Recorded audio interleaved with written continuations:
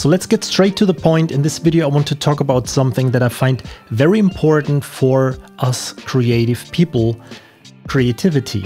And before we start, please note that I'm not a doctor. I do not have the authority to prescribe medication or provide medical advice. The information shared here should not replace professional consultation with a healthcare provider. Always consult a licensed medical professional for personalized advice and recommendations regarding your health and well-being. Okay, so with this being said, I want to share 6 tips on how to boost, on how to improve your creativity. Let's go. So the first point I want to talk about is dopamine, and I find it very important to understand how dopamine works, especially in regards to mood and creativity. So the first thing that we have to be aware of, that everyone has a different dopamine baseline. For some it may be lower, for some it may be a little bit higher. And this basically means that people with a lower baseline of dopamine are a little bit less excited about, for example, new stuff, a new movie, a new video game or something, like people with a higher dopamine baseline. So now let's talk a little bit about dopamine peaks. So let's say you finished writing the soundtrack for a video game or a movie, and the project is done, the product has been released, you are getting paid, and now you are experiencing all the social praise. Everyone tags you in posts, people want interviews with you and all that stuff. So what happens now is that you experience a huge peak in your dopamine levels. However, you have to be aware that these peaks then go down again, and they don't stay up forever. And now the nasty part is that your dopamine levels not only go down back to your baseline, it drops even lower. And since dopamine is the chemical in your body that is responsible to make you feel good, a drop like this can cause mood changes or even depressive feelings. However, after some time, a few days, maybe a few weeks, for some it happens faster, for some it happens slower,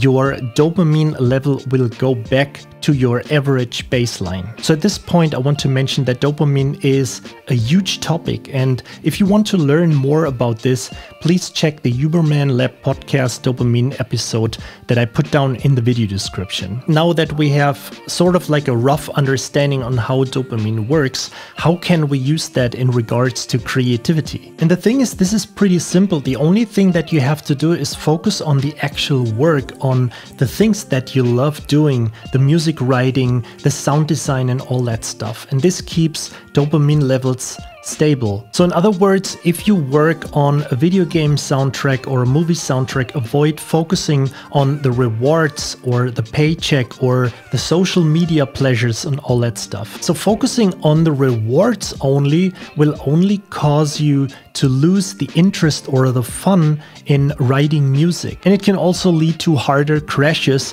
making you feel down even more. Now, of course, these dopamine peaks and crashes will happen all the time throughout our life. But it helps so much at a point you feel down. It's just, hey, my dopamine level is going down and has crashed again. There is not a problem happening in my life, and my dopamine level will come back. So please be aware of this. I mean, our brain is to at least 80 to 90% kind of like a trash bin. There is negative stuff happening all the time. And if you are, let's say, below your dopamine baseline, these negative thoughts get distorted and appear to be bigger than they actually are. So point number 2, vitamin D3. Vitamin D is important for brain health, and it affects neurodevelopment and function. And actually, low vitamin D3 levels may be related to mood changes and even depression. So a balanced vitamin D level could support creativity by promoting better brain function and mood stability. So all I can recommend is having your vitamin D3 level tested and then bringing this into balance. And also what I want to add as a personal experience is that when I'm in a bad mood or even encounter depressive feelings,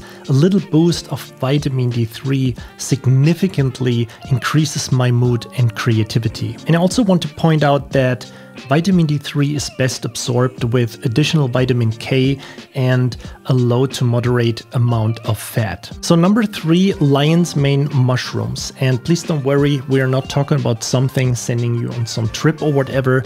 Lion's mane is a big white mushroom that resembles a lion's mane, hence the name. And this mushroom actually has a lot of names, but the medical term would be Hericium erinaceus. It's good for the brain, your heart and your gut, but it can also help improve thinking, memory, creativity and focus. Furthermore, it can also help with anxiety and depression.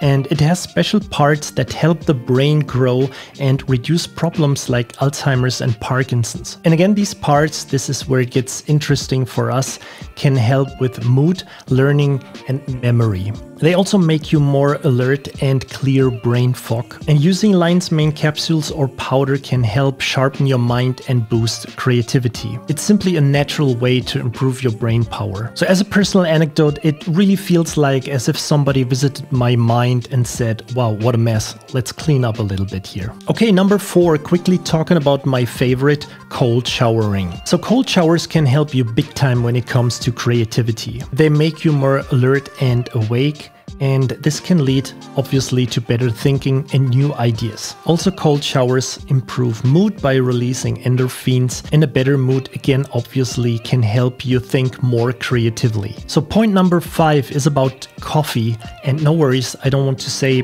please stop drinking coffee, but there is a really cool hack, again by Andrew Huberman. I put the link down in the video description to his podcast, to this episode. After waking up, wait around about 90 to 120 minutes until you drink your first coffee. The simple reason is drinking it too early can lead to feeling tired in the afternoon, and the reason is that a chemical called adenosine is blocked because caffeine uses the same receptors. And adenosine is basically responsible to make you sleepy again. So what happens in the afternoon when all the caffeine wears off?